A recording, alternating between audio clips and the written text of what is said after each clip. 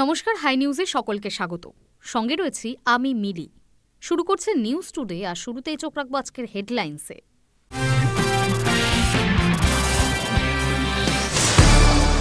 সংসদে দাঁড়িয়ে বঙ্কিমচন্দ্র চট্টোপাধ্যায়কে বঙ্কিমদা সম্বোধন মোদী, তোলপাড় সংসদ ভবন। এই প্রসঙ্গ টেনে প্রধানমন্ত্রীকে কড়া ভাষায় আক্রমণ মুখ্যমন্ত্রীর। বহুতলে বুথ তৈরির সিদ্ধান্ত থেকে পিছু হটল নির্বাচন কমিশন। আবাসনে বুথ তৈরির জন্য সোমবারের মধ্যে জেলা শাসকদের কাছ থেকে রিপোর্ট চাওয়া হয়েছিল, কিন্তু আগ্রহ নেই রাজনৈতিক দল ও আবাসনগুলির, তাই এই পরিকল্পনা কার্যকর করা হচ্ছে না। নিউ গড়িয়া বিমানবন্দর মেট্রোপথে বেলেঘাটা গৌরকিশোর ঘোষ স্টেশনের মধ্যবর্তী অংশে অসম্পূর্ণ কাজ থমকে। রাজ্যের ভূমিকা নিয়ে প্রশ্ন উঠল কলকাতা হাইকোর্টে। অবিলম্বে কাজ শুরুর দিন ঘোষণার নির্দেশ। স্কুল পড়ুয়াদের নিরাপত্তা নিয়ে আপোষ নয়, বার্তা পরিবহন মন্ত্রীর। প্রতি বছর পুলকারে সিএফ স্কুল বাসের মতো পুলকারেও রাখতে হবে অ্যাটেন্ডেন্ট। একগুচ্ছ নির্দেশিকা জারির পথে পরিবহন দপ্তর।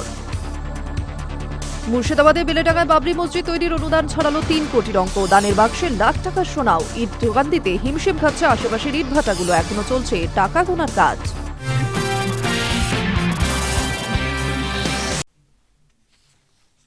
কোচবিহারের রাসমেলা মাঠের জনসভায় দলীয় ঐক্যের বার্তা দিলেন তৃণমূল সুপ্রিমো।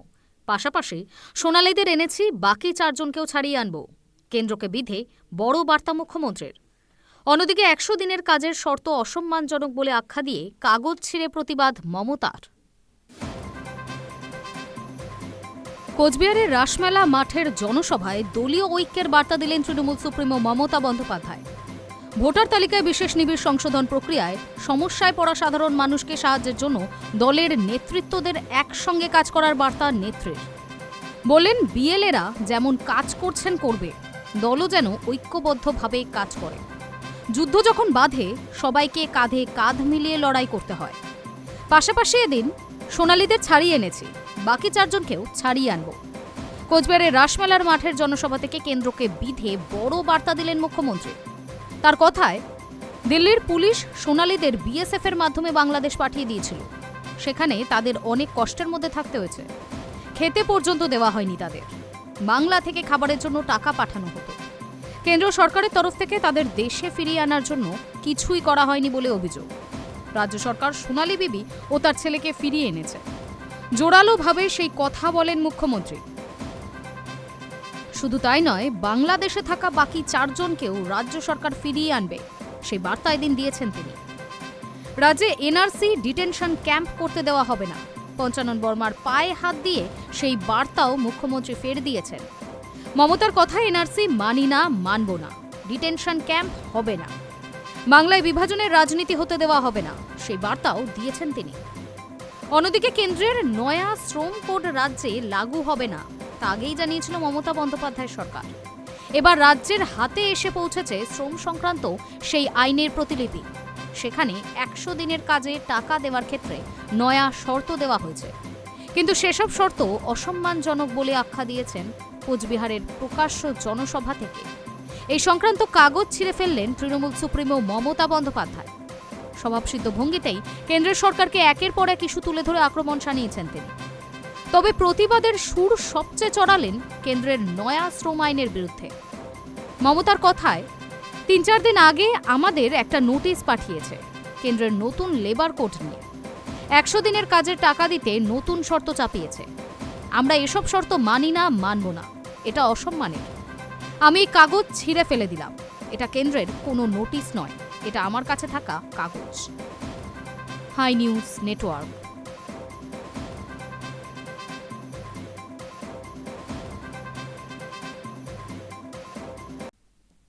সোমবার লোকসভার শীতকালীন অধিবেশনে দাঁড়িয়ে সাহিত্য সম্রাট বঙ্কিমচন্দ্র চট্টোপাধ্যায়কে বঙ্কিমদা সম্বোধন করেছিলেন প্রধানমন্ত্রী নরেন্দ্র মোদী। মুহূর্তেই তা ঘিরে তোলপাড় সংসদ ভবন। ওই প্রসঙ্গ টেনে প্রধানমন্ত্রীকে কড়া ভাষায় আক্রমণ করলেন মুখ্যমন্ত্রী।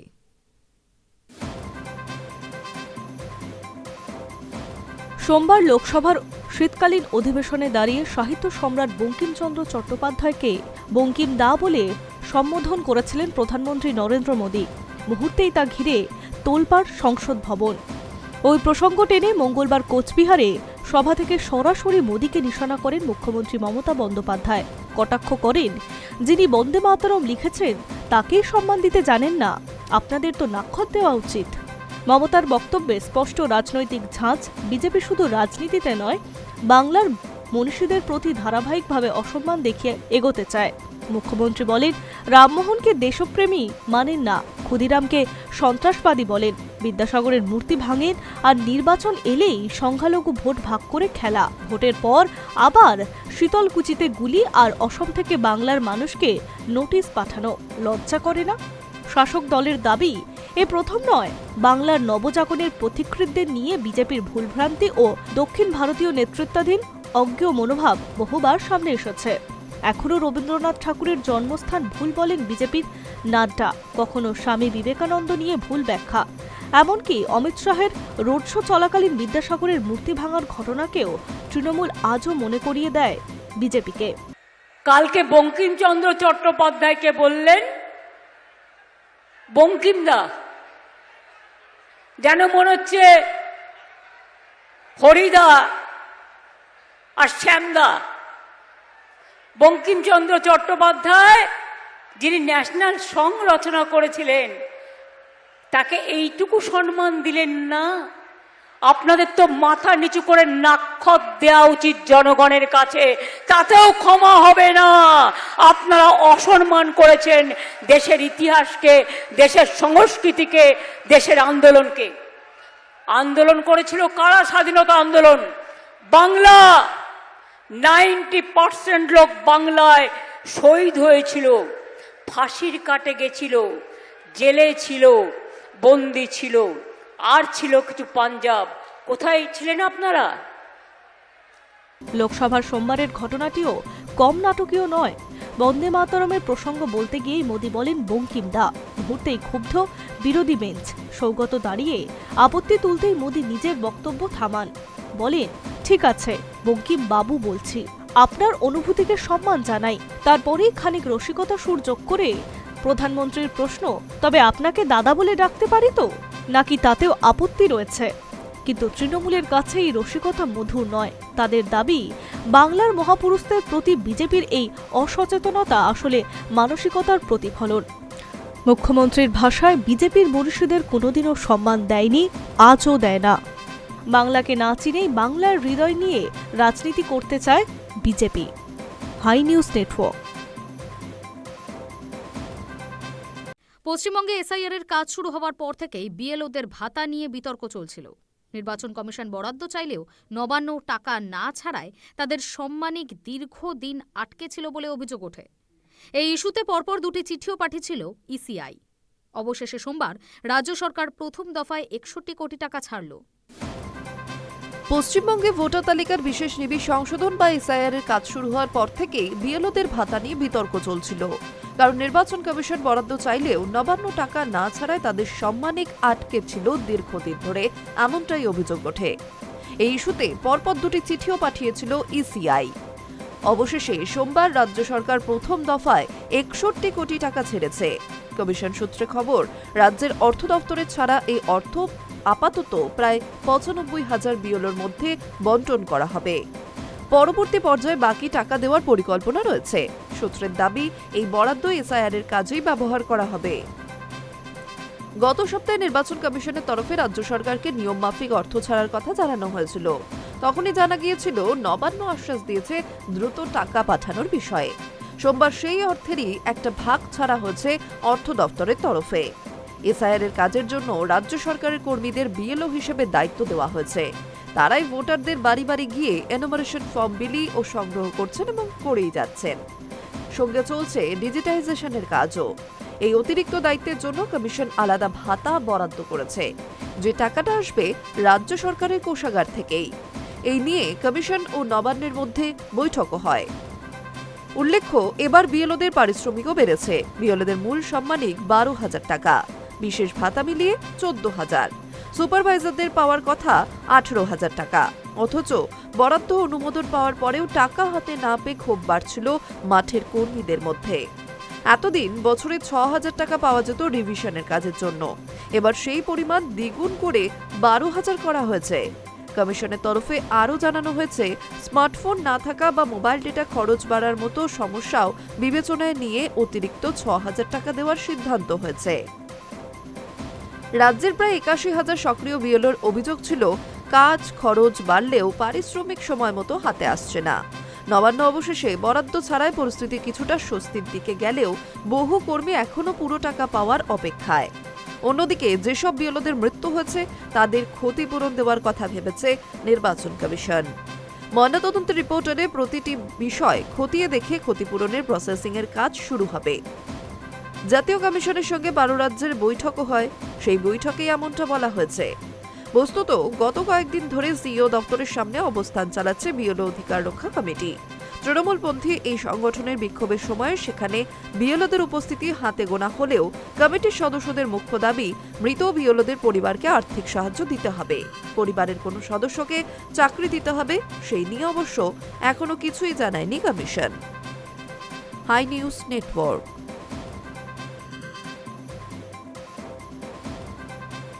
মুখ্যমন্ত্রীর চিঠি, বাসিন্দাদের আপত্তি। বহুতলে বুথ তৈরির সিদ্ধান্ত থেকে পিছু হটল কমিশন। আবাসনে বুথ তৈরির জন্য সোমবারের মধ্যে জেলা শাসকদের কাছ থেকে রিপোর্ট চাওয়া হয়েছিল। তবে জানা যাচ্ছে যে রাজনৈতিক দল এবং আবাসনগুলির তরফে এই ব্যাপারে তেমন কোনো আগ্রহ দেখানো হচ্ছে না, তাই এই পরিকল্পনা কার্যকর হবে না।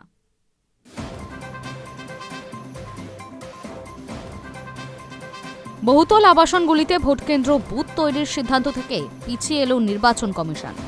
এক আধিকারিক জানিয়েছেন, আবাসনে বুথ তৈরির জন্য সোমবারের মধ্যে জেলা শাসকদের কাছ থেকে রিপোর্ট চাওয়া হয়েছিল, কিন্তু সোমবার সন্ধে পর্যন্ত মাত্র 2টি জেলা থেকে রিপোর্ট এসেছে।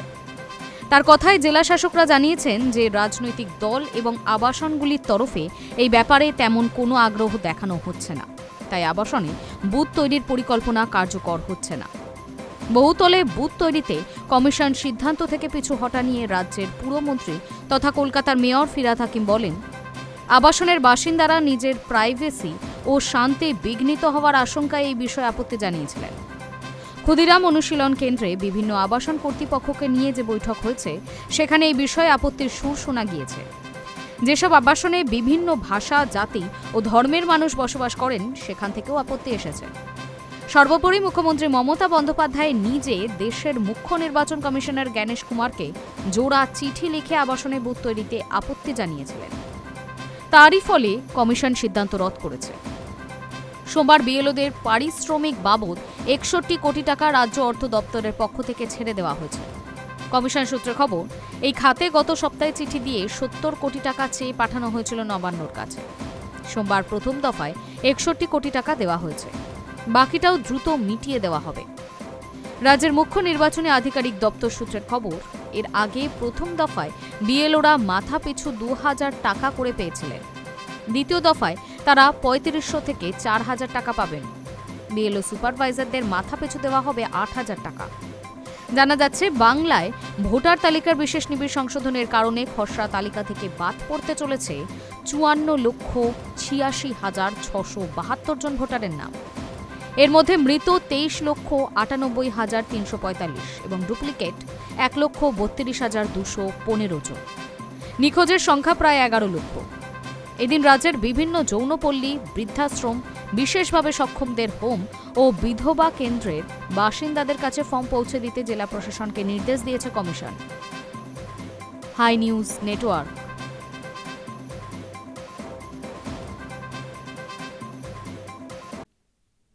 ইন্ডিগোর বিপর্যয় থেকে শিক্ষা। 13,989 পাইলট নিয়োগ 6 বিমান সংস্থার।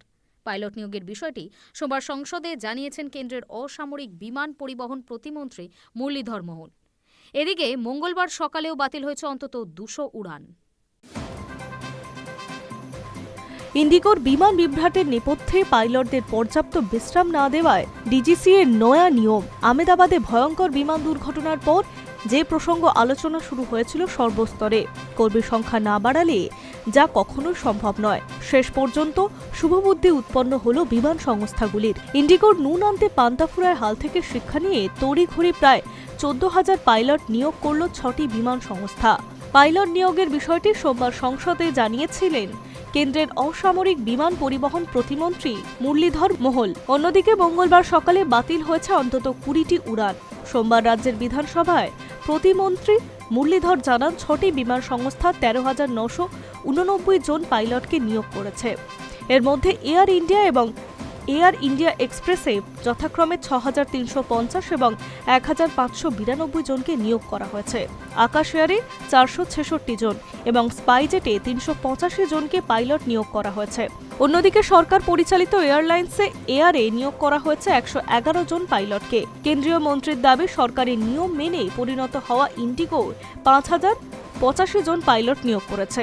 অন্যদিকে বিপর্যয়ের অষ্টম দিনে অর্থাৎ মঙ্গলবার সকাল 10টা পর্যন্ত 200টির বেশি উড়ান বাতিল ছিল ইন্ডিগোর। প্রসঙ্গত সোমবার রাত পর্যন্ত যাত্রীদের 4,500 মালপত্র এবং টিকিটের ভাড়া বাবদ 827 কোটি টাকা ফেরত দিয়েছে ইন্ডিগো।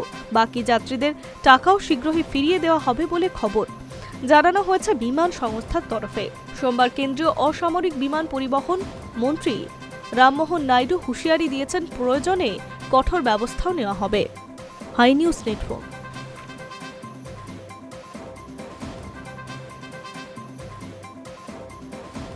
ইন্ডিগোর মতো পরিস্থিতি তৈরি হতে পারে ভারতীয় রেলে। সম্প্রতি এমনই আশঙ্কার কথা জানিয়ে কেন্দ্রকে বার্তা দিল অল ইন্ডিয়া লোকো রানিং স্টাফ অ্যাসোসিয়েশন। তাদের দাবি, পাইলটদের কাজের চাপ কমাতে সরকার যে নিয়ম লাগু করেছে সেই একই নিয়ম রেলের ক্ষেত্রেও লাগু হোক। ইন্ডিগোর মতো পরিস্থিতি তৈরি হতে পারে ভারতীয় রেলে।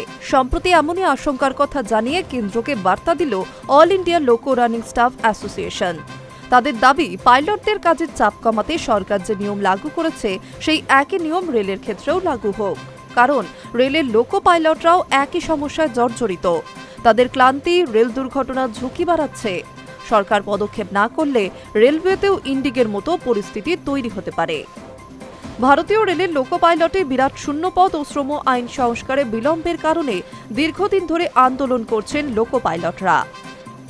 এই পরিস্থিতির মাঝে কেন্দ্রের উদ্দেশ্যে কড়া বার্তা দেওয়া হলো লোকো পাইলটদের তরফে, যেখানে জানানো হয়েছে অতিরিক্ত কাজের চাপ ইন্ডিগোর মতো গোটা রেল ব্যবস্থাকে বিপর্যস্ত করতে পারে।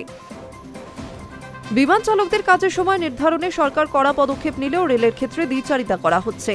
সংগঠনের অভিযোগ, সরকারের বিরুদ্ধে কর্মীরা আন্দোলন করলে জনস্বার্থ বা জরুরি পরিষেবা আইনকে হাতিয়ার করে দরকার আন্দোলন দমন করে এবং শাস্তিমূলক ব্যবস্থা নেয়। অথচ দশকের পর দশক ধরে সম্পূর্ণ অবৈজ্ঞানিকভাবে লোকো পাইলটদের কাজের সময় নির্ধারণ করা হচ্ছে। রেল দফতরের কাছে সংগঠনের স্পষ্ট দাবি, FRMS ভিত্তিক কর্মঘণ্টা ব্যবস্থা চালু করতে হবে।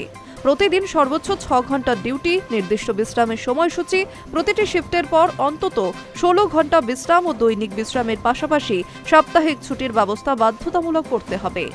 শুধু তাই নয়, তাদের দাবি লোকো পাইলটদের সাপ্তাহিক বিশ্রাম 52 ঘন্টা থেকে কমিয়ে 48 ঘন্টা করা হয়েছে। তার মধ্যেই আবার জুড়ে দেওয়া হয়েছে 16 ঘন্টা দৈনিক বিশ্রাম। 2010 সালে এই সিদ্ধান্তে নিষেধাজ্ঞা জারি করেছিল কর্ণাটক হাইকোর্ট, তবে পরিস্থিতি আজও বদলায়নি।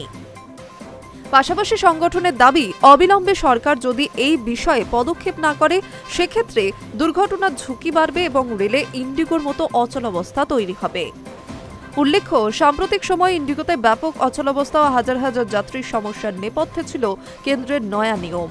গত নভেম্বর থেকে কার্যকর হয় সংশোধিত ফ্লাইট ডিউটি টাইম লিমিটেশন ও ফ্যাটিগ রিস্ক ম্যানেজমেন্ট সিস্টেম, যেখানে পাইলটদের কাজের সময় ও ছুটির সময় নির্ধারিত করে দেওয়া হয়েছে।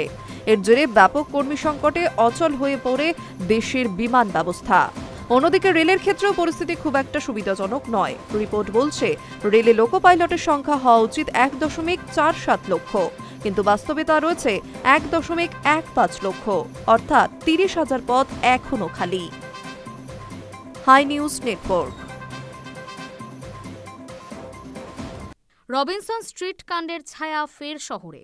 বন্ধ ঘরে বাবার পচা গলা দেহ আগলে বসেছিল মেয়ে, সঙ্গে ছিলেন মাও। স্থানীয়দের তৎপরতায় কসবা বোসপুকুরের আবাসন থেকে দেহ উদ্ধার করল পুলিশ। ফের শহরে রবিনসন স্ট্রিটের কাণ্ডের ছায়া। বন্ধ ঘরে বাবার পচা গলা দেহ আগলে বসে কন্যা, সঙ্গে তার মাও। অবশেষে স্থানীয়দের তৎপরতায় সোমবার দক্ষিণ কলকাতার কসবা বোসপুকুরের ওই আবাসন থেকে দেহটি উদ্ধার করে পুলিশ। মৃতের নাম সুমিত সেন। দেহটিকে উদ্ধার করে ময়না তদন্তের জন্য পাঠানো হয়েছে। সুমিতবাবু কবে কিভাবে মারা গিয়েছেন তা এখনো পর্যন্ত জানা যায়নি। পুরো বিষয়টি খতিয়ে দেখছে পুলিশ।